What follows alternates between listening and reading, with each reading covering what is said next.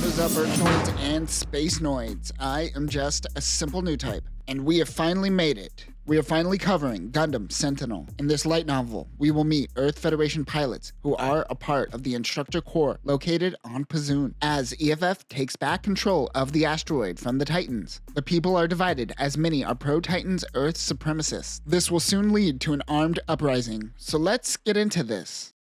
Universal Century 0085. Two men are hanging out as a GM towers over them in the repair bay. One notes that the grass is growing back quickly and grabs the soil in amazement. His companion is feeling melancholy and sleepy. This is Tosh Cray and Stoll Mannings. He is annoyed and wonders why he cares about the grass. Even if it is real grass, everything else around them is artificial. They are in a tin can, as Cray puts it. They happen to be inside one. Cray is being transferred to the Instructor Corps. He thought Mannings would join as well, but thinks he isn't qualified. He looks down at his leg. He currently has a prosthetic leg, and it is real looking and functions quite fine, but it simply doesn't feel real to him. He doesn't want to be relegated to a desk job, but it is only a matter of time until that day comes. He will most likely retire. He can't be a mobile suit pilot forever. A call comes from his pilot suit. He has to go, but tells him there is always work in the Instructor Corps. They casually say their goodbyes. They didn't know that they would soon find themselves on opposite sides. A wyvern is getting shot up, red alert blaring in the cockpit. The FF-08 GBWR Wyvern is a fighter craft designed to fly up and down Earth's surface. It has a delta wing and is great for supersonic flight because this resembles Zeta Wave Rider mode. It is used as a training aircraft for transformable mobile suit pilots. Piloting the fighter is Ryu Roots. The instructor informs him that the cadet has been shot down. This is a mock battle. The instructor says that the cardinal rule of space combat is to find the enemy first. He pulls up behind the instructor and tells him to watch his back. The instructor chews him out. Ryu is summoned to his commander's office. They are at the Federation Forces' third training base on the moon. The commander drops a fat stack of papers on his desk and goes over all of Ryu's past. 6 counts of disobeying a superior officer, 2 incidents involving injury, 9 counts of disobeying orders, and as many as 14 counts of disciplinary infractions. But his battle performance is damn near excellent. The commander tells him that the military is about teamwork. Ryu thinks this is all nonsense, and he tells his commander that there was once a time during the 1-year war that a pilot did change the course of war. Before he could finish his sentence, the commander cuts him off and tells Ryu that him wanting to become a hero is the problem. He desires fame.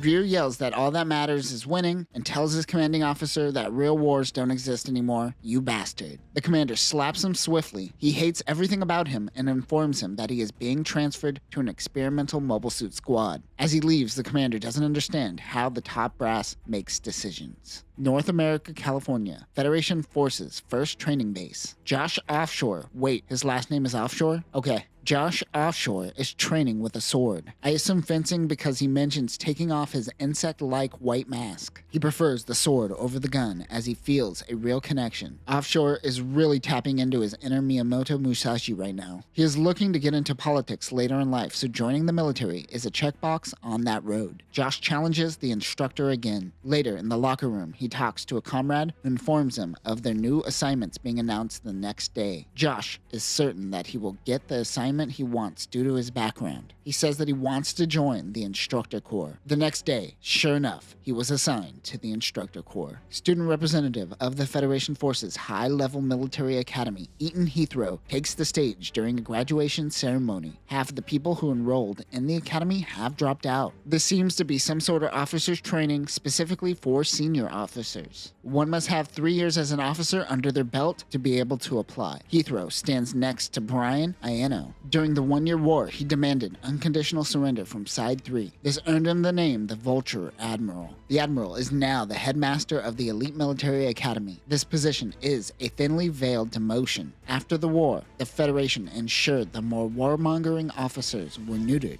Admiral Ayeno is no warmonger. He is merely a stern man who knows what he wants, and many hope for him to return to active duty. Ensign Heathrow has come a long way. The Admiral congratulates him. With this, he is certain that he could get his own ship. Lieutenant Brave Cod is leading a Hyzak team. They all head back to the asteroid Pezun after doing patrol. This was operated by Zeon during the 1-year war and was used to create mobile suits that were destined for Solomon.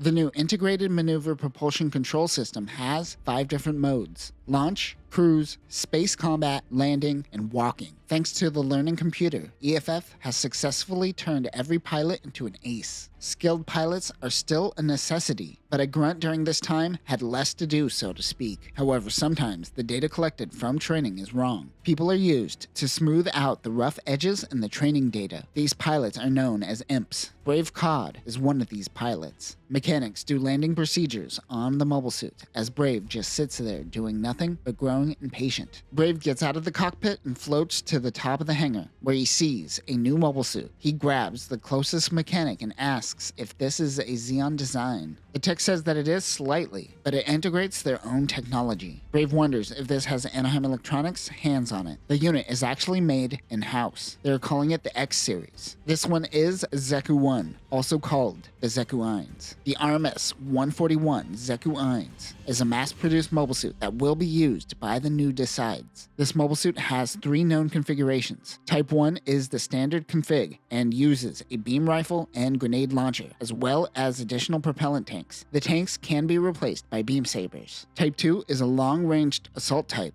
It has a long-range beam smart gun and a radome on its shoulder. Type 3 is a heavy assault type designed for attacking space fortresses. It adds a large 120mm machine gun and carries 6,000 rounds in each drum. Additional options include a clay bazooka, magazines, and a smoke discharger. Other weapons include a 3-tube missile pod and a Sturmfaust. Cod is naturally curious about this new suit. He eventually makes his way towards the airlock and into the asteroid, where he runs into the commander of Pezun, Captain Burt. He informs Cod that he has transfer orders for him. He is being transferred to the Instructor Corps, but the Instructor Corps will be using Pezun as their base of operations. Cod was instantly excited, thinking he would be getting a chance to go back to Earth, and then it was instantly shattered when he realizes that he was going nowhere. The captain, however, will be returning to Earth to finally reunite with his wife and kids after 5 years of being apart. The new base commander will arrive in 1 week. Cod is envious as he thinks he will never have a family. Recreations on Pezun is minuscule compared to the Earth, the Moon, or the colonies. Cod mentions that they utilized the Women's Reserve, or WAVES. WAVES in the 1940s was a naval initiative to fill clerical and technical support roles during World War II.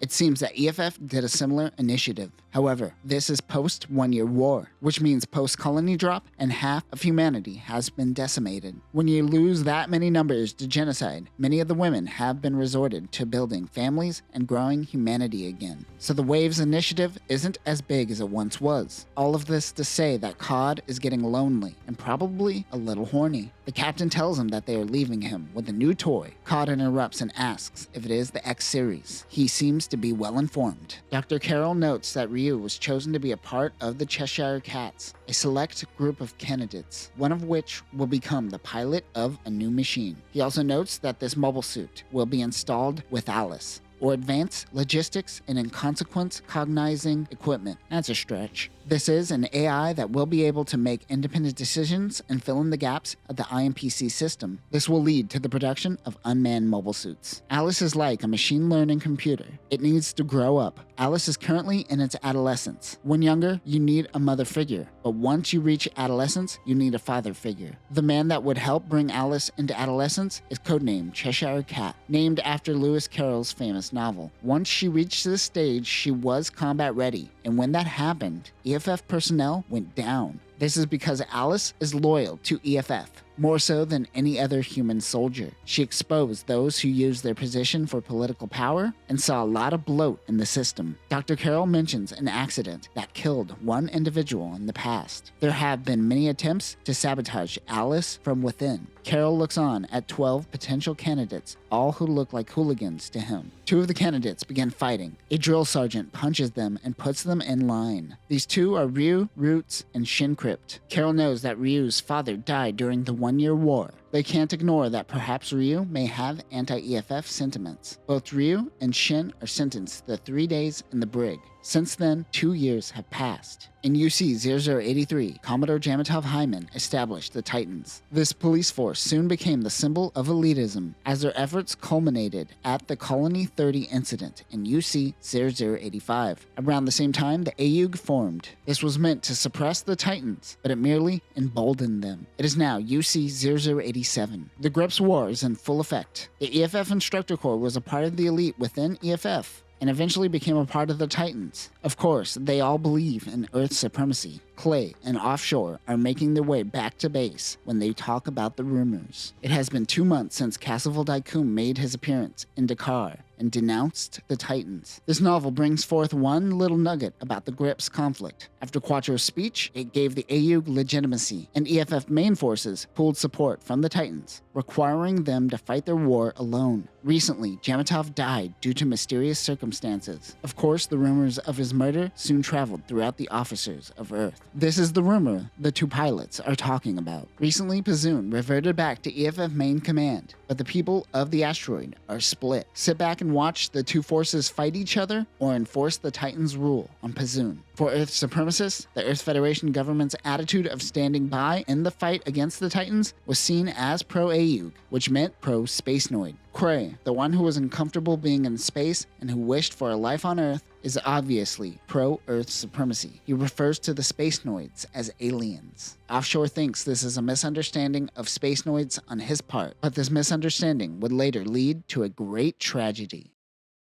January 25th, UC 0088. Not liking the top brass and the decision for the Instructor Corps to reintegrate back into EFF made some Earth supremacists stage an uprising. They took control of Pezun and told everyone to resist the Federation government and the AUG. This happened 1 week after the Battle of the Gate of Zidane. Alarms go off. Ryu Roots is dead. This is the 7th time that he went through the simulation and died. At Nellis Base in Nevada, intense training takes place. These new units are rumored to have the Gundam name. Along with the simulator, they are also running real training exercises, piloting Zeta plus Bs. These are mainly shown being used as training units. A man named Crip teases him about the deaths in the simulator. One of the higher-ups, Carol, wonders why Alice chose Ryu as the pilot. Stoll Mannings and many others at this time refer to the mythical Double Zeta Gundam as something that isn't happening. As this is the beginning of UC 0088, Double Zeta is still about 6 months out. Because of this, many of the variants designed off of the Double Zeta that we see in this manga were rolled out way before Double Zeta. They note that the S Gundam is a new model whose production has been halted, but they still have soldiers training. They will begin their operation in 1 month despite Mannings feeling uneasy as his friend Tosh Cray is on the other side. While training, Lieutenant Cray mentions that he doesn't much like space, and he believes that humans are meant to stand on solid ground with their own 2 legs. Hey, wait a minute, Cray is missing a leg. That idiom doesn't work in your case. For Cray, this response is due to fear of the unknown, though he would never admit that. He and Offshore head back to Pezun. Pezun prepares the defenses for the inevitable attack by the AUG, or the Federation. Cray speaks to Commander Brave Cod. He shows him security footage of a technical officer stealing data before the return to Earth. They have a rat. It seems that they set this mole up. They're releasing a statement under the name New Decides. It is the prefix dis with the word side, meaning opposition to the sides. Cray and I think this is really dumb. February 22nd, UC 0088. The Titans were defeated after the Battle of the Colony Laser. This is what is called the first phase of the Grips conflict. The second phase is the cleanup that all happens while some kids steal a ship and handle the Neo-Zeon problem. I guess it makes sense why Bright never got that backup he always asked for. Titans, AUG, Zeon, and Karaba remnants intermingled based off of the needs of their survival. We just finished Advance of Zeta, where we saw a Zeon remnant group join the AUG. But Axis helped the Titans. The Titans are a part of the Federation, and most of AUG and Karaba are working rogue within the Federation. It is all a mess, but the Federation focused on the Titans remnants. And getting rid of the rebels on Pezun was a top priority, as they have the Instructor Corps and production facilities.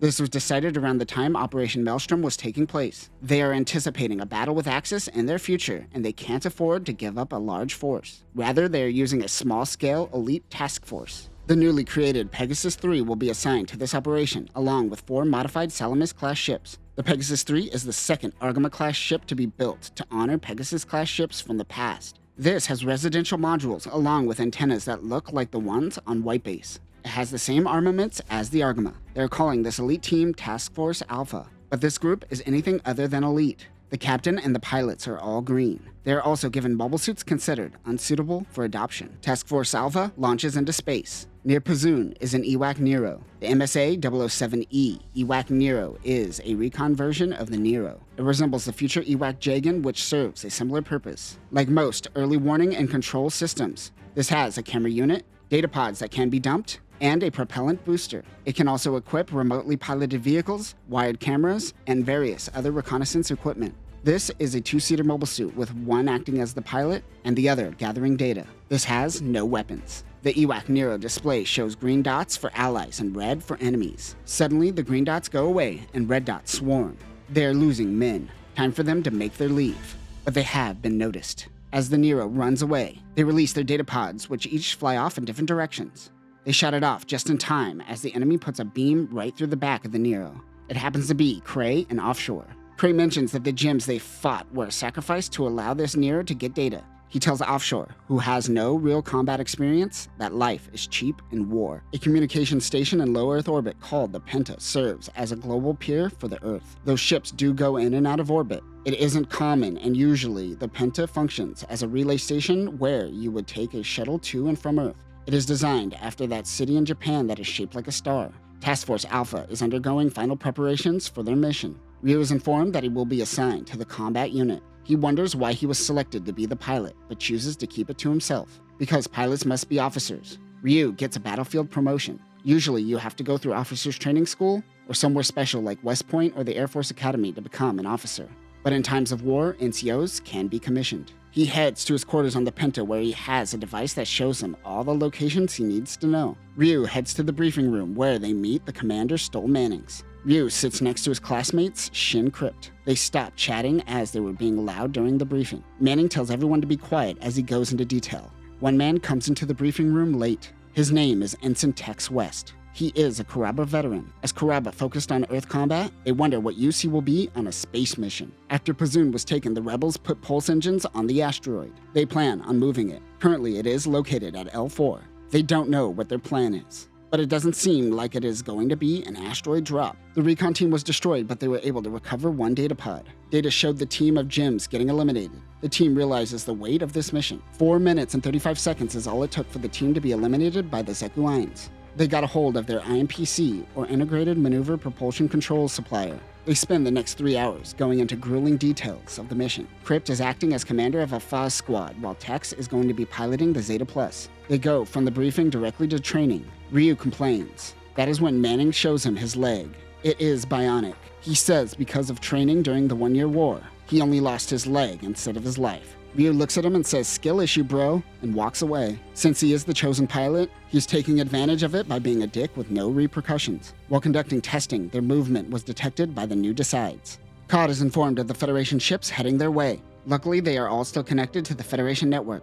They pull up data on the Pegasus 3 and Captain Heathrow. They realize that the commander is green and will only be making textbook maneuvers. This has to be a decoy, they think. No data on the Mobile Suit Forces can be found. They allow Offshore's first assault team to head out. His Zekuines is equipped with the Type 2 long-range loadout. His goal is to buy the new Decide some time. Crypt gets a call to head out to the Mobile Suit deck. They are in visible range of Pezun, because they know the enemy is most likely going with a long-range assault, which is why the FAS team is chosen for the mission. The FAS team launches. The FA-010A FAS was designed to make a more structurally sound Double Zeta. The data from this unit will go on to inform the full-armor Double Zeta Gundam. This will roll out half a year before Double Zeta. It omits the core block system and the transformation system. Unlike the full-armor Double Zeta, it can't purge its armor. The back beam cannon is the same seen on the S Gundam. Other weapons include 60mm Vulcan guns, a double beam rifle also used by Double Zeta, a hyper mega cannon, and multiple missile launchers. It has no beam saber, which is rare, leaving it vulnerable to close range attacks. It also doesn't have the high mega cannon in the head. He and another commander led by Lieutenant Grissom joins Crypt.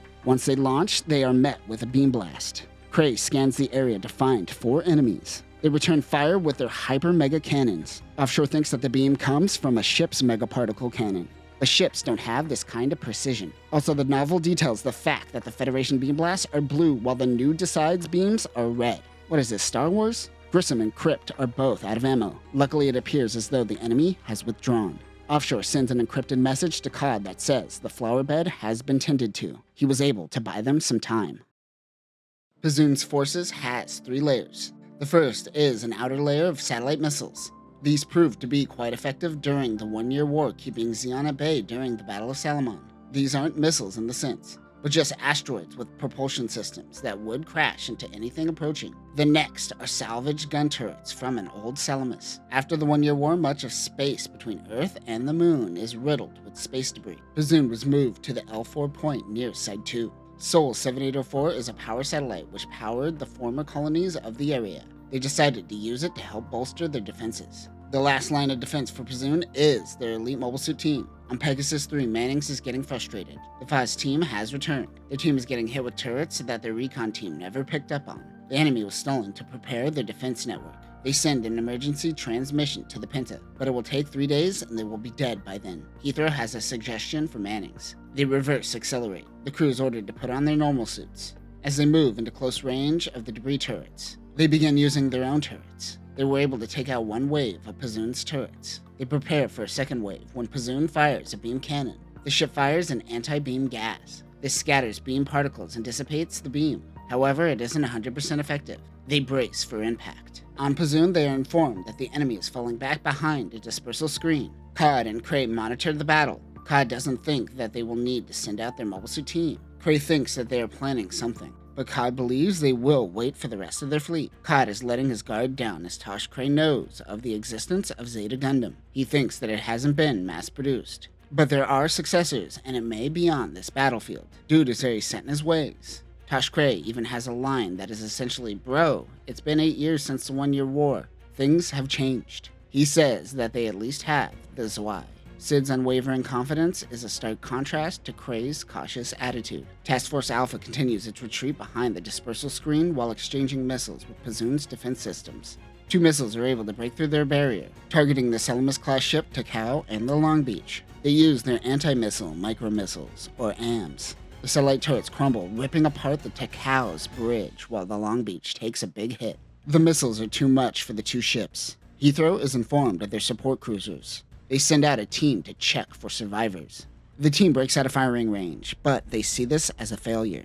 Heathrow thinks that 2 ships are too many. Mannings and Heathrow argue about whether they should wait for the fleet to go in for a second wave. Mannings convinces him, but he takes all responsibility and is acting on his own. If this goes bad, it will be pinned on him. Manning launches a squadron for the Zeta Plus and FOTS mobile suits using the S Gundam. They prep the Gundam. The pilot, Ryu Roots, is told that his mission is to take out Sol 7804 and to not get involved with anything else happening on the battlefield. Mannings is telling this to the S Gundam pilot. He can't wait, as this is his first sortie. 2 Zeta Pluses launch. He will enter high acceleration after the FOTS bombing run. The FOTS team launches under command of Crypt. They hide behind a dummy asteroid. They fire when the countdown hits 0. The FOTS team fires a Hyper Mega launcher. Ryu Roots launches in the S Gundam. The MSA 0011 S Gundam, also known as Superior Gundam, is a prototype heavy-armed mobile suit manufactured by Anaheim Electronics. This is made with Gundarium Gamma alloy. Like Double Zeta, this uses a core block system utilizing the new FXA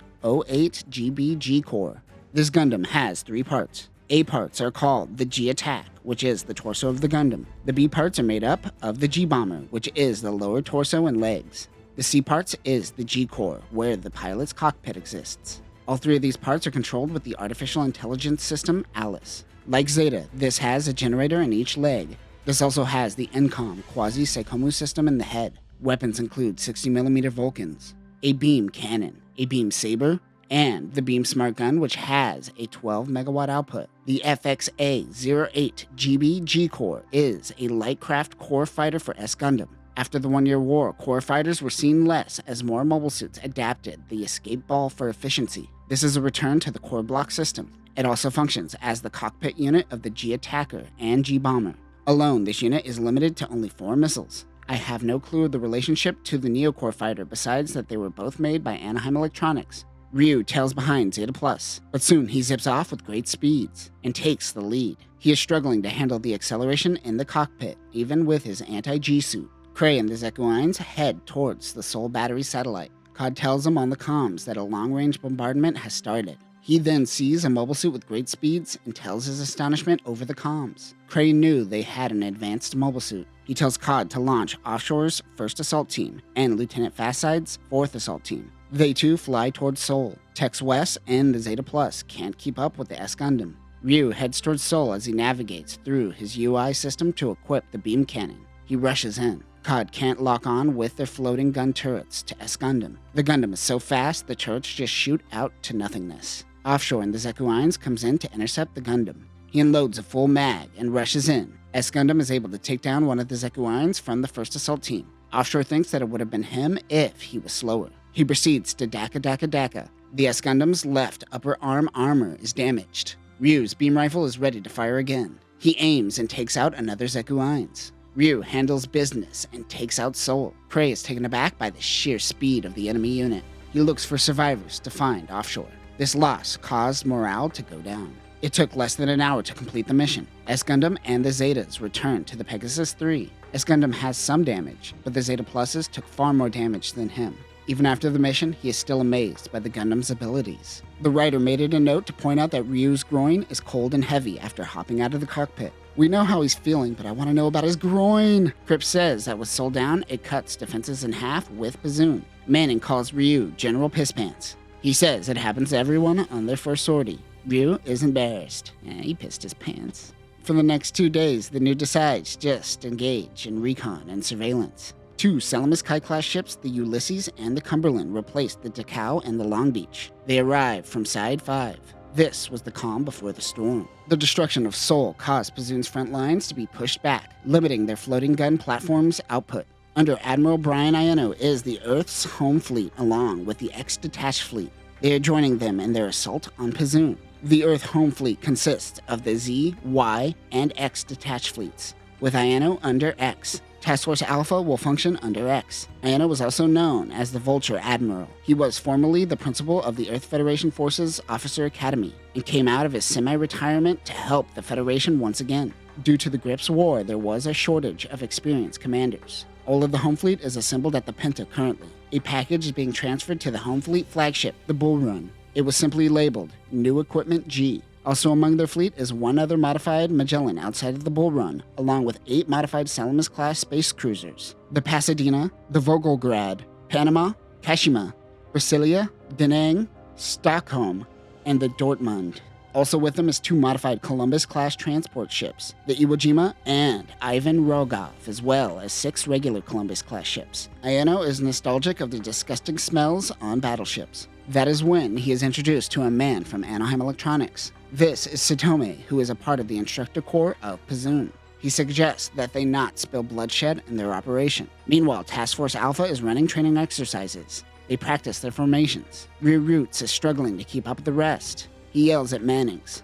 The commander knows that Ryu's parents were killed in the service of the Federation, so he doesn't reprimand him. He starts talking shit to Mannings. He says 1v1 me, bro. The 2 fight. Ryu can't find him. Manning moves in slowly, picking off his armor. The Instructor mobile suits watching are Neros. The MSA-007 Nero is a mass production version of S-Gundam with elements from Lambda Gundam. This can equip various binder units to the movable frame. It is inspired by the Nemo. Weapons include a standard beam rifle and beam saber. Ryu doesn't understand. The S-Gundam is a better mobile suit, so how is he losing? This training session humbles him a little bit, but just a little. March 6, Universal Century 0088. It has been 5 days since Seoul was destroyed and 2 days since X-detached fleet departed from Penta. Ayeno gives a message to his men. He says that they are changing plans and meeting with the new decides. He believes that what is happening on Pezun is not a rebellion. The commander gives his fleet 12 hours to respond before they make their move. Many think this is madness. However, many of the pilots were students of the former principal. He has a loyal following.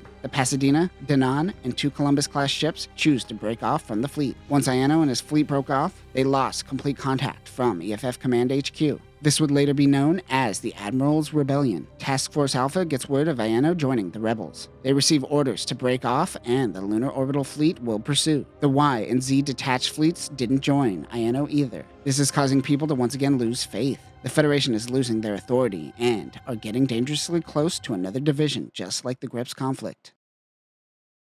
Pashley wants the cruiser to respond, but Cray knows this will do nothing. Cod thinks that perhaps he is getting cold feet since they formed the new decides. Some believe that their actions were just buying time, but now they are finding that the entire Federation is on their radar. COD says that maybe they should execute some dissenters to ensure loyalty. They might have to withdraw from Pezun and blow it up. Heathrow is meeting up with the Lunar Orbital Fleet, and they are expected to engage in an assault on Pezun. But what about the Ayeno fleet? Heathrow thinks that this is an oversight just to move on. It will be a two-tiered attack with artillery assault followed by mobile suit assault, and will begin tomorrow at 0600 Earth Standard Time. It's either CDA or the plot to assassinate Garen, but there is also Universal Century Standard Time that they use in the colonies. The Zeta Plus and the FOTS pilots are all on standby on the Pegasus 3. Also with them is a team of Neros. Earlier, Mannings briefed the team. Ryu Roots will head out in the S-Gundam. Crips and Ryu fight before the Nero pilot Chung smacks both of them. Task Force Alpha begins their barrage. The FOTS team took out most of the satellite missiles and made their way towards Pezun. Enemies move in. S-Gundam dodges a beam blast. One of the Neros is shot down. Ryu goes off target and looks for the source of the beams. He ignores Manning's orders. He found a mobile suit. It is offshore in the Zeku Islands. Ryu could tell that offshore is a better pilot than he is. Luckily, he has the Gundam. He fires at S-Gundam.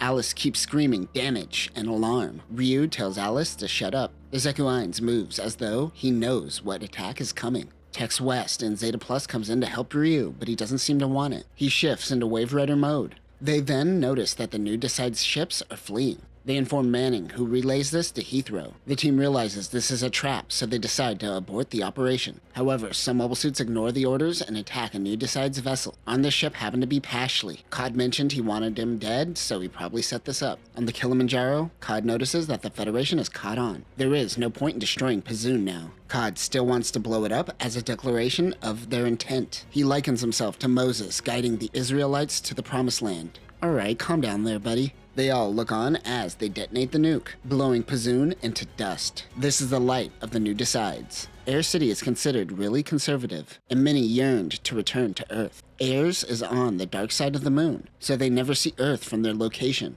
Because of this, you get an interesting breed of people who have become anti-Federation. Kaiser Pinefield, Ayers' mayor, believes that the Federation is a puppet regime for the Ayug. They became pro-Titans over time, and even sent men and aid to help out the Titans at the end of the Grips conflict. The Air's dome also projects blue skies instead of the starry night sky. Mike Satome is an agent provocateur. He is an intelligence officer who pretended to be a part of the Instructor Corps. His home is Side 3, now the Republic of Zeon. He wants to one day bring glory back to Zeon. Like Char, he took a Fedi soldier's name who went MIA and assumed his identity as a Fedi soldier. Task Force Alpha was spread out from the Pezun explosion, giving the new Decides half a day's head start. March 10th, UC 0088. Heathrow is playing chess against a computer. He does the cliche where he relates the current situation to a game of chess. If you are a storyteller, never do this. He speaks to Manning, informing him that the Ayeno fleet may be heading to Luna. Mannings offers him some medbay alcohol. In the Navy, there is no alcohol aboard the ship, except for in the medbay, and the Federation adopted this tradition. The captain admits that they made a mistake labeling all anti-Federation action as Zeon. Luna is defenseless now that the Ayeno fleet has bailed. Heathrow tells Mannings all about Tosh Cray. The new Decides are heading toward the moon. But the Ayeno fleet splits off into a shoal zone, having lost 2 of their cruisers. Here, they're going to get repairs before meeting up with the new Decides. Ayeno refers to the Federation as the new Federation, as he doesn't acknowledge them currently. March 12th, UC 0088. Cray is awaiting the completion of the new Zeku Swai. COD is always trying to go out and fight, but Cray reminds him that he needs to be a leader. They get a laser comm from Ayeno. They are ready to meet up. The new Decides no longer has to rely on one fleet. Kaiser allows the new Decides to dock at Ayers. He is working with the new Decides. Their plans of taking over the moon is coming together. Brave COD wonders if Ayeno could lend him one of those Mark Vs that he has. Task Force Alpha is still about 2 days out from the moon. 24 hours later, the Pegasus 3 makes its way to the L5 point. With only 24 hours remaining, another fleet is still 2 days away. They have to weaken them while the other fleet can join them. They get orders to launch while Ryu and Chung Young fight once again. Mannings recognizes that Ryu is causing too much trouble. He goes the empathetic route and tells everyone no one is going to die on his watch. They launch at 0400 hours the next day. COD welcomes Ayeno to the Lunar City. They are certain they could destroy Task Force Alpha now. Ayeno gives COD a present. The task force's mission is to stall before the Ayeno fleet can make it. not knowing they have already arrived. Some Neros go down. They can't get a sight on the enemy. The majority of the 112th MS Nero squad goes down in an instant. Out of the explosion comes a white Gundam. This is the Gundam Mark V. The ORX-013 Gundam Mark V was developed by Augusta Labs and is considered a refined version of the Psycho Gundam. This was commissioned by the Titans before the AU took over Augusta. This can be used by old types with no cyber new type enhancements, thanks to the incom system, which is a quasi-psychomu. Its wire-guided bits are stored in the backpack. It also has a booster shield similar to Hazel. Other weapons include a beam rifle, a beam saber, and a 3-tube missile pod. It is piloted by Brave Cod. Heathrow thinks it is an ambush, then realizes it is the Ayeno fleet. They are screwed. Minovsky particle density causes communications to go down. Blue mobile suits begin ambushing the Federation. They launch purple flares to communicate that it is a trap. Admiral Ayeno begins a barrage of beams and missiles. One thing to note is that Ayeno thinks of Heathrow as a son. Still, he isn't going to lose to him. The novel goes into the Granada Treaty. We know that it kept the no-nuke promise just like the Antarctic Treaty, but it also prohibited widespread dispersion of Minovsky particles. After the war, this caused societal problems and it was labeled as pollution, no different than CFCs. Heathrow thought about using nukes. Ryu in S Gundam notes the enemy isn't moving. They must be dummies. That means they are probably ready at Ayers City. Ryu goes to help the lunar descent team, which is what remains of the Neros. The Neros suddenly get a virus, and their mobile suits are useless. Being a part of the former Instructor Corps, the new Decides found an exploit when sending IFF codes, and they use that exploit to send a virus to the enemy. The new Decides call it a logic bomb, but it is an exploit they can use only once. Chung Young tried to manually control his Nero. He doesn't know what is happening. Enemy mobile suits approach the Nero, who are sitting ducks. Alice tells Ryu that the logical option is to help their comrades. The S Gundam moves in to help. Zeta Plus and the FOTS team also move in. Where have they been? This also allows the Descent team to move in on Ayers. Cod resupplies the Mark V when he is informed that the Earth home fleet is on their way. Only 10 of the 30 mobile suits remain. Things aren't looking good for Task Force Alpha. Alice begins wondering what is the purpose to war. Uh-oh, the AI is becoming existential. That is when the Earth home fleet moves in to support. Heathrow thought they were all dead men. The home fleet is the vanguard of the Federation fleet. 0800 March 14th. The Neros are going to have to revert to an old build to get up and running for Operation Eagle Fall. March 17th, Task Force Alpha and Task Force Beta are to move in on Ayers City while the home fleet takes on the Ayeno fleet. The operation begins. Cod's ship is hit. He assumed they would take out the Ayeno fleet before directly attacking them. It is a concentrated attack directly on him. They have to abandon ship. Cod decides to head out in battle. He is tired of being a leader, so he leaves Cray in command. Cray evacuates in the Zeku Swai. The RMS 142 Zeku Swai is the upgraded version of the Zeku Eins. It has a mount system that allows it to carry twice as much armaments as the Eins. It also has more hardpoints for additional rack storage. The 4 subarms helps with the weapons management. The one downfall is that this is a heavy unit. It has an array of thrusters to compensate for the weight. Weapons include a beam saber, 16mm Vulcans, a Sturm Faust, 3 missile pods, a 120mm machine gun, and a long-range beam smart gun. Offshore is heading towards Ayers ahead of Cod and Cray. He is in command of a small group, mainly former Titans and some students from the military academy. They call themselves the White Force. The drop team, along with S Gundam and Zeta Pluses, make their descent onto the moon. One unit snipes at them as they make their descent. They fire their beam cannons back at the enemy mobile suits. The White Force watches this all go down. Offshore thinks about new types and how they are prioritized in the military now. He wonders if hard work and perseverance will no longer matter. Oh no, they took their jobs! One thing I forgot to mention last time is before the assault on the Ayers began, Ryu was upgraded to the XS Gundam. The MSA 0011 EXT XS Gundam, also called Extra Superior Gundam, adds several upgrades to the S Gundam. It still has 3 cockpits, but Ryu pilots it with the help of Alice. Alice can also take full control over the unit as she is constantly learning. The chest armor now has an I-field generator. 2 extra thrusters are added to the back. It still has the incom, but it also has the reflector incom, which helps deflect beam attacks. This unit has a mobile armor mode called G-Cruiser. Weapons include 60mm Vulcans, 6 beam cannons, a beam saber, and a smart beam gun. Cod uses the incom system on the Mark V to help out the Ayeno fleet against the Earth home fleet. The FAS team moves in. They don't have any data on the enemy Gundam. The home fleet flagship sends in the intel on the Mark V. Crypt and the FOTS team moves in and they all fire missile barrages. Cod barely dodges the explosions. The G-forces are so strong, he shattered a few teeth. Why are you biting down so hard? The incom system is now inoperable. He whips out his beam saber. During this time is when we started seeing eye-field beam sabers that can double as projectiles. This novel actually does a better explanation for how this works. They liken it to a plastic bag holding water. The eye field is the bag containing the beam juices. Once you remove the eye field, it splashes everywhere.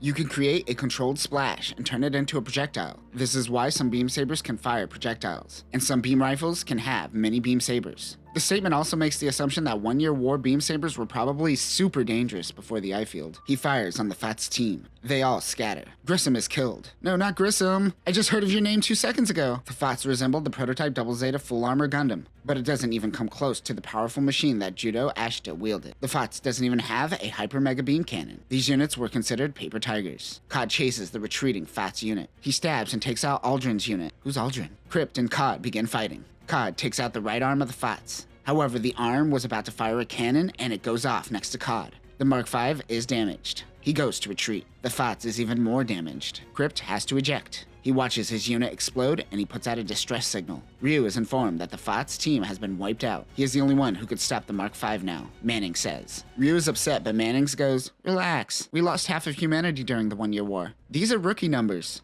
He learns the lesson of kill or be killed. Ryu heads to the moon to intercept the Gundam, while Alice does a little thinking. He spots the Mark V. While this is happening, Alice learns about revenge after hearing the 2 FATS pilots that went down. The S-Gundam attacks, but it does nothing to the Mark V. Alice was created to help wage war, but Alice starts realizing that war is senseless and incomprehensible. She views war as a malfunction and wonders if she is a malfunction. They can't let the Mark V land. He has to move. Air's cities is mostly underground. Crypt in the Swai tries to find Mayor Pinefield. Air's city also happens to have a mass driver system. Cray heads into an underground tunnel. He gets out of his mobile suit and heads to the mayor's office. The mayor is wearing an old one-year war era high command uniform, but no rank and insignia. Homeboy's holding on to the glory days. Many of the people of Airs want to assist the new decides. Cray doesn't like that they have to rely on the youths and the olds to help them with their cause. It isn't their battle. The mayor literally says the people have no problems being pawns. The two begin devising a defensive strategy. Offshore's White Force begins siege defense on Airs,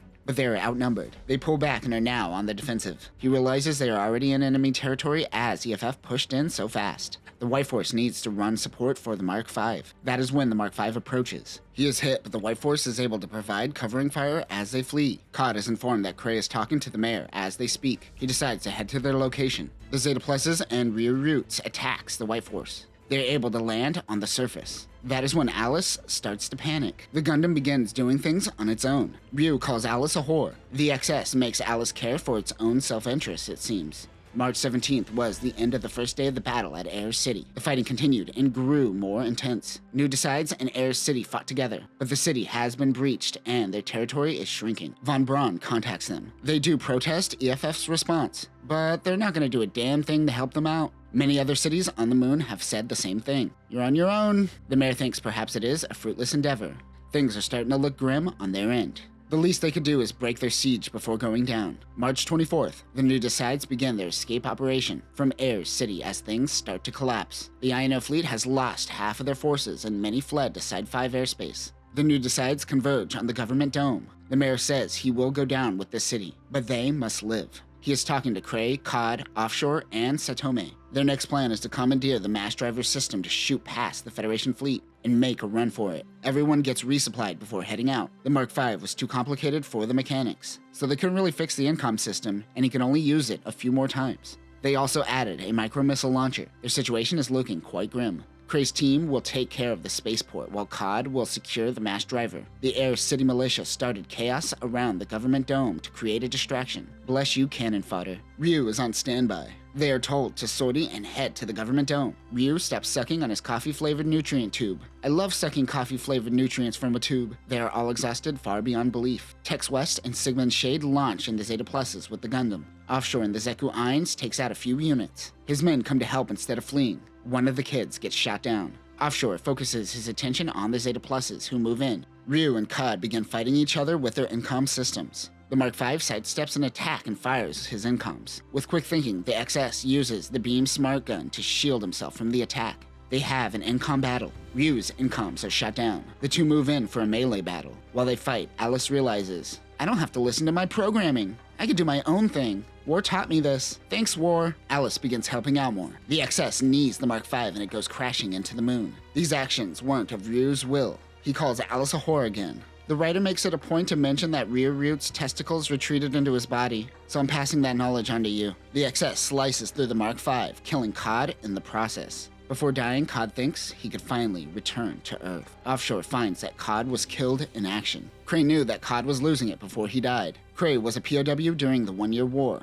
He is calm, cool, and collected in the heat of the moment, unlike Cod was. He gives command of the mobile suit team to Offshore. The first wave of shuttles launch from the mass driver heading towards L1. Air City is completely under EFF control. All but the government dome. They were offered aid by the Principality of Xeon of all people. Remember, the people of Air City are space noids that are pro-Earth-noid supremacy, so Pinefield finds receiving aid from space noids all too ironic. Of course, it is far too late for anyone to help them in the government dome. He tells his communication officer to send a message for access to help any remaining New Decides members that are out there. This is one of the many reasons we see Titan's remnants becoming Xeon soldiers post-Grips conflict. He tells his team to leave. The mayor moves to his desk, pulls out a gun, and shoots himself. While fleeing, the mayor's communication officer sees a young boy breaking a toy of the RX-78 because he now fears the Gundam. The officer tells him that the Gundam represents justice and hands it back to him. This moment shows that the communications officer isn't going to follow in the mayor's footsteps. He isn't going to be as selfish and will actually try to make change for the next generation. Neo-Zeon forces approach the moon. It happens to be Admiral Ayeno. He was the one that was suckered into taking command of Abawaku while Kycelia tried to run away.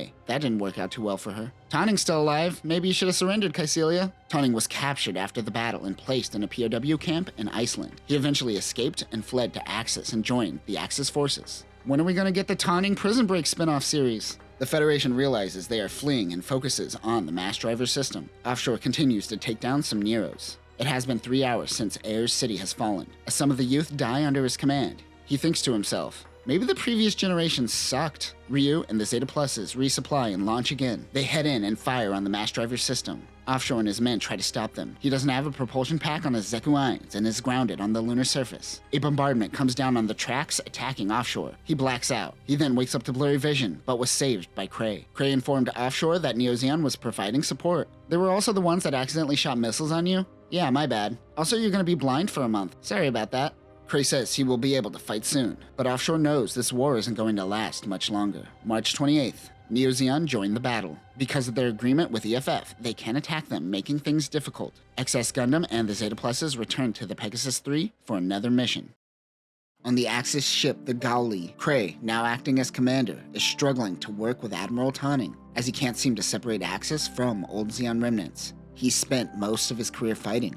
He is a Titan at heart after all. Their fleet would grow with Axis on their side, but this would mean fighting against Earth. He notices the Gaza Sea mobile suits. Axis and the Ayeno fleet head towards Side 1. Ryu Roots makes it back to the Pegasus 3. Shin thanks him for everything he's done out there. All Ryu could do is give a thumbs up. He starts to wonder what's up with this Gundam. Stoll Mannings tells him not to worry about it. He challenges Ryu to a sparring session. If Ryu wins, he demands that Manning tells him more about the Gundam. Mannings uses the high mobility type Nero. This is the Nero Trainer. The MSA 007T Nero Trainer type functions more like an aggressor unit. It is a high mobility variant of the original Nero and has shoulder binders. Because of this, its shoulder armor has been removed. Even though this is a competent fighting unit, it is still used for training purposes. Weapons include a beam saber and a beam rifle. The captain lets Mannings know that something is up with Alice, and to keep it quiet from Ryu. The New Decide soldiers are split. Some are starting to fight, and some want to leave.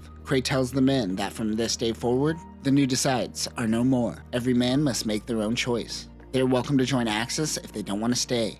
Many men stand up, salute, and leave. 28 soldiers remain. The Nero and Gundam fight one another. Mannings calls Ryu's moves predictable. Ryu now has battle data of the Mark V. While the fight is happening, Alice thinks of the new data she was given, and she gets mad. She doesn't want to relive those memories. They're using paint rounds. Ryu is able to bombard Manning's Nero, leaving it streaked with yellow paint. Mannings knows that Alice is awakening. They can't put her back in the box. She also seems to be infatuated with her pilot. Ryu Roots won the battle. But Manning says, I ain't telling you shit about the Gundam. The Axis fleet makes it to L1. Cray and his remaining team joins the Bull Run of the Ayeno fleet. Their fleet only consists of the Bull Run and a cruiser called Aoba. They only have 5 mobile suits. Admiral Ayeno contacts the crew. He offers them a gift. It is a mobile armor, but this thing is the size of a ship. This is the Zodiac? Zodiac. Zodiac. I don't know who attempted to translate this, but this should be the Zodiac, which is what I'm going to refer to it from here on. The AMA 100 Zodiac is a giant Zeon mobile armor gifted to the remaining new decides. The main body is a giant mega particle cannon, which is actually 2 particle cannons stacked together. This also has a quasi-Seikomu system that controls 4 wired beam claws. It has the ability to separate into 2 parts. Other weapons include 12 additional beam cannons, clustered in 4 groups of 3, a beam saber held by the beam claws, and Vulcan guns, which are useless on something this big. It also has an I-field generator. Zeon and Krei salute as they part ways with Axis. 20 mentions that they probably couldn't even afford to spare the cruiser they gave them, let alone the mobile armor, as they are stretched too thin, due to the pacification campaign currently going on. This is what we refer to on this channel as the Zeon Crusades. Haman sent knights from noble families to spread the word of Zeonism to every colony in order to bolster support. Krei thinks, what the hell are they supposed to do with this minuscule fleet? He looks into the archives to see if he can find something. He comes across Penta, because of the incident on the moon. Penta is most likely not guarded. He tells Ayeno and the rest of the crew their goal is to seize control of Penta. They would then carry out a bombing run on both Dakar and Lhasa. The Federation is currently in the process of moving. Better bomb both just to be safe. They might even be able to crash their mobile armor into Earth. Krei and Fastside were chosen to be the pilots of the mobile armor. They changed the name of the shuttle they were gifted to the Brave. Their assault begins. April 2nd, UC 0088. Pegasus was heading towards L1 when they were harassed by Axis. Axis and EFF can't fight one another, but they can harass them and slow them down. Axis is doing the equivalent of getting in your personal space and saying, I'm not touching you, I'm not touching you. Ryu joined the military to get some vocational training and ended up being a mobile suit pilot caught in the middle of a war. Great gig to fail yourself into, though. Tex West is in the simulator. The pilots get Liberty steak, which is actually real beef. Wow. They make their way towards Penta, where they see the Enterprise-class shuttles waiting. The Enterprise-class shuttle is just a standard shuttle that transports people from space to Penta. This is most likely named after the real-life OV-101 Enterprise space shuttle. Zekus and the Zodiac move in on the Penta. The mobile armor preps its megaparticle cannons. He sends a message saying they are the new decides and to lay down arms. They fire the megaparticle cannon. It's horrifying. So much so that the warning shot got most to surrender. Krei docks the Zodiac on the Penta. The cruiser that they renamed the Brave is Musai. The new decides are impressed and are getting a kick out of the Zeon ship. Their next step is Earth. The Pegasus 3 lost the FATS team, and the Zeta Pluses are heavily damaged. The S Gundam has a core block system via the G core. Because they are stretched so thin, they are turning the S Gundam into 3 fighters. Crypt uses the G Attacker. The G Attacker is the torso of the S Gundam designed for high speed. Weapons include 2 12-megawatt beam cannons and 4 60mm Vulcan guns. West pilots the G Bomber. The G-Bomber consists of the boots of S Gundam. This has 4 hardpoints for carrying missiles. Weapons include 2 beam cannons and a beam smart gun. Ryu is piloting the G-Core. They launch and are met with Gaza's Seas. The 3 fighters break the Gaza's formation. Axis fires near them. Their attacks are getting closer and closer to starting a war. I'm not touching you. This happens for 6 hours. The Pegasus 3 mobile suits create a perimeter, but they are reaching their breaking point. Ryu Roots says, let's do this, and shoots down a Gaza Sea. They retreat for now to prevent a possible war. April 3rd, Axis was successful at slowing Task Force Alpha down. They wonder what the new decides want with Penta. 2 Zeta Pluses and the S Gundam are operational, but the Neros are still down. Gelgoog surround Krei and tear apart his gym. He wakes up from his demons of the 1-year war. It is now April 4th. They are planning on dropping the Zodiac on Dakar. Krei does some last-minute checks. It contains stolen missiles from the Penta. It will be used to detonate the mobile armor on impact. You don't want a giant penis sticking out of the ground, right, Haman? The Musai ship, the Brave, tows the Zodiac. Pegasus 3 has a visual of Penta. They are only to conduct recon as ordered by EFF High Command. They watch, noting they are planning a descent on Earth. He asks if he can engage. Heathrow says to focus the firepower on the shuttles. Mannings is ready to launch immediately. Heathrow gives them 30 minutes. Sigmund and Chung Young are back in the battle with their Zeta Pluses. Mannings tells the pilot that this is where they end this. Everyone is pumped up in the hangar. The Zeta Pluses, G-Fighter, bomber, and core all launch. Penta spots the Pegasus 3. They have to hurry up and launch. The Zodiac launches along with the shuttles. The Bull Run and Aoba Run support. Offshore heads into the security office on the Penta and finds himself a rubber bullet gun used for riot control. Heathrow gets a look at the enormous mobile armor. They move into evasive maneuvers. You know it's serious when they move from the bridge to the sub-bridge. The Pegasus 3 is attacked by the mobile armor's hyper mega cannon. Some pilots wonder if they should fall back, but they continue forward. The mobile armor did a good chunk of damage. Heathrow learns that the attack took out the Nero squad. Mannings wants to go out in their one remaining Nero. They can't take another hit like that. Mannings launches. Cray says piloting this mobile armor is like steering a meteor. Fastside tells Cray enemies are approaching. It's the high mobility trainer. Manning pushes the Nero to its limits. He fires on the mobile armor. It does no damage. He wonders if Tosh Cray is the pilot. Task Force Alpha sees a light code emanate from the Bull Run. The Ayeno fleet seems to be surrendering. They all think it's a trap. The Zeta Pluses secure the Penta, while Ryu and the G-Parts head towards the Bull Run. Cray wants to shorten the cooldown on the Megaparticle Cannon. They route all power. They could do that? Like in Star Trek? Divert all power, damn it! Cray realizes that Mannings is in the Nero. He tells Farside to stand down, but he fires anyways. Mannings is vaporized. Ryu can't believe that Mannings is dead. He wanted another sparring session and to know more about the Gundam. He calls him his mentor. He probably should have said that while he was still alive. Many have once looked at Ayeno as a teacher. The POW says the greater the sacrifice, the bigger the message. Wes gets mad and punches the Admiral. He says that his ideals is an insult to his generation. They won't blindly follow the past. He says his son died because of his dumb logic. Damn son, Wes just dropped a truth colony. Cray takes the mobile suit back to Penta. He is saddened by the death of Mannings. Once they regroup, they abandon Penta.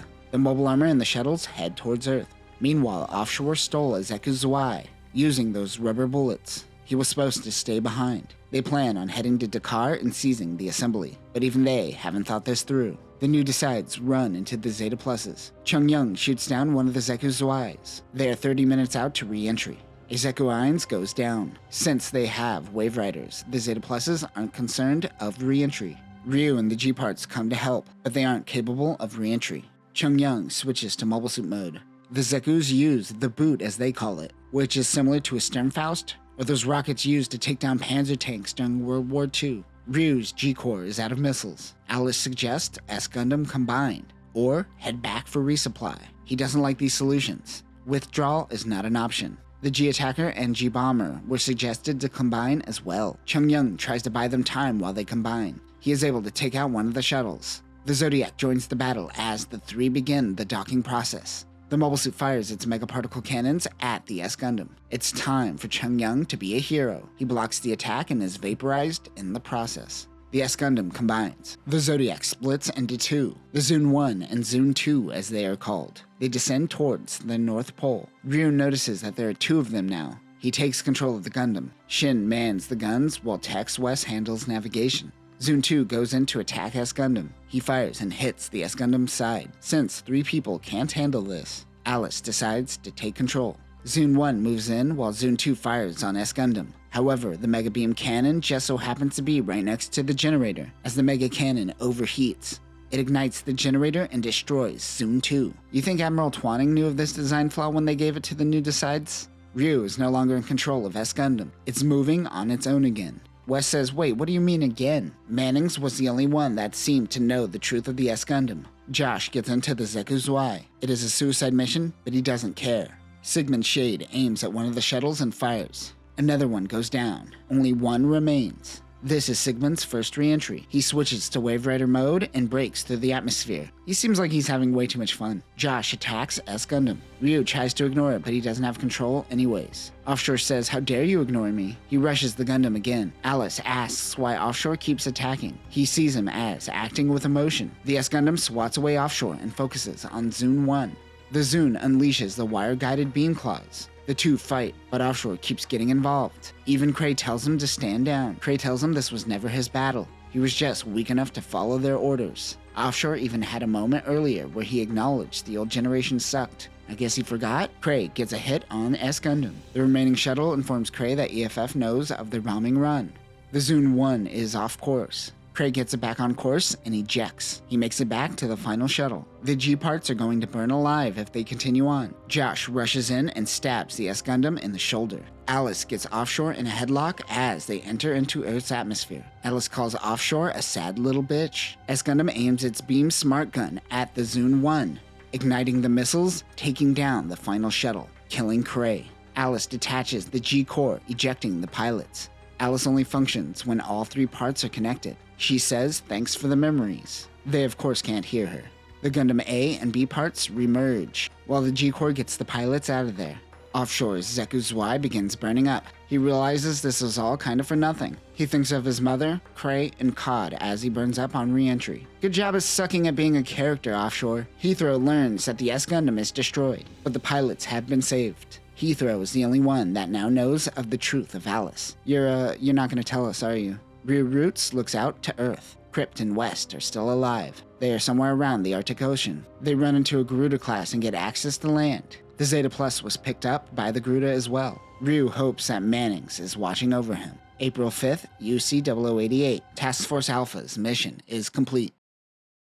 And that will conclude Gundam Sentinel. In the end, the robot that could only fight became more human than some of the pilots. There were undertones of Alice being in love with Ryu, but it was kind of a loose thread and didn't play too much into the story, except for the final sacrifice, I suppose. Same with all the loose allegories of Alice in Wonderland. Step up your allegory game. What I loved about this novel is the dichotomy between the old and the new generation. The old ways led many of the youth towards their death. Some acknowledged this, but pride be damned. This light novel was very tactical and painted a picture of every move that was being made, which is rare for even some manga writers. And those have pictures. It sucks that Alice remains a mystery by design, but it's probably best to not explain how the little child got into the Gundam. But that will do it for now, new types. Do you think the new Decides fight was in vain?